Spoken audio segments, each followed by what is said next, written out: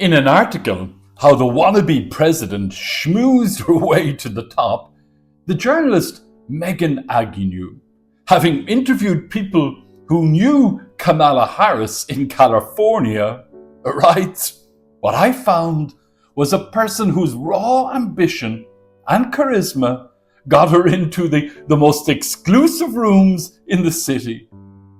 A little later, she adds, she has this innate sense of how and where to move to, who to know, meeting people in social circles that could help on her way up the ladder. In this weekend's Gospel, James and John, having just heard Jesus' graphic description of his fate, they ask for thrones of privilege and power in the kingdom. In the words of one commentator, their discipleship is flawed by naked ambition.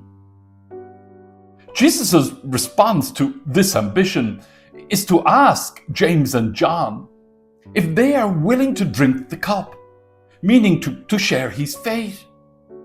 The Bible often offers the cup as a symbol of suffering. Listening to news reports all week, I found myself wondering about the reported rising rates of loneliness. In particular, men seem to be experiencing acute isolation, with some specialists describing men as experiencing a friendship recession. Research in Ireland by an organisation called CORE shows that 3 in 5 adults experience loneliness, and those levels are highest among women aged 18 to 29 and men aged 30 to 44. However, there seems to be a qualitative difference in how men are impacted, with men reporting more intense feelings of loneliness, sometimes with devastating consequences.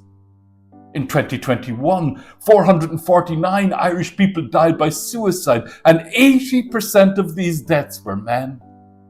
Recently, I read the story of Mahiti Girtaner, who suffered painful torture as a prisoner during the Second World War. Enduring debilitating pain was the legacy of this torture. Movingly, Mahiti demonstrated extraordinary spiritual resilience. As the war commenced, she formulated a response for herself: "I shan't make of my life a tragedy."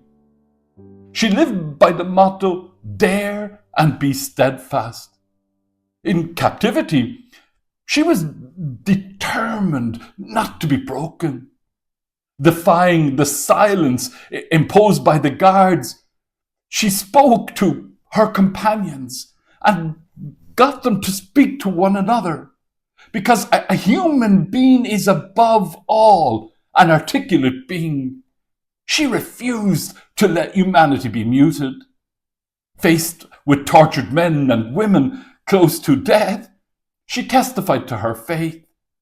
She talked about life eternal, presenting it as the assurance of touching our real objective, of finally knowing why and above all for whom we were made.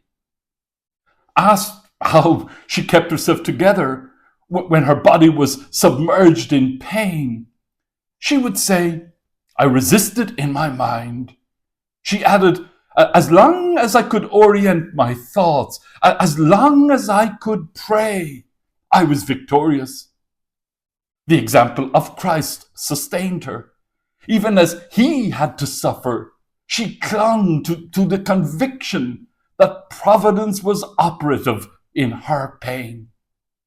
She endeavored to pray for her torturers, notably for the doctor who supervised their cruelty. After her liberation, a new battle began. She is quoted as saying, "Suffering for me was not a transitory stage, but a state of being." Such a thing is very hard to admit. We always live in the hope that our wounds will pass. We expect our life's threads to reconnect. In my case, it was otherwise.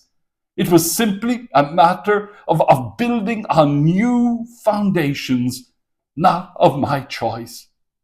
My TT demonstrated a resolve to let Christ's passion be not just an object of devout meditation, but a pattern for the building of life. My TT concludes that a life closed in on itself bears no fruit. The request made by James and John stirs up jealous resentment and irritation in the other apostles. They are afraid that James and John will steal a march on them. Jesus patiently teaches the apostles that life is about service and not domination. My T.T. Girtner offers an intelligent, existential synthesis of Christ's sacrifice. It is food for the journey when we experience loneliness and suffering. Amen.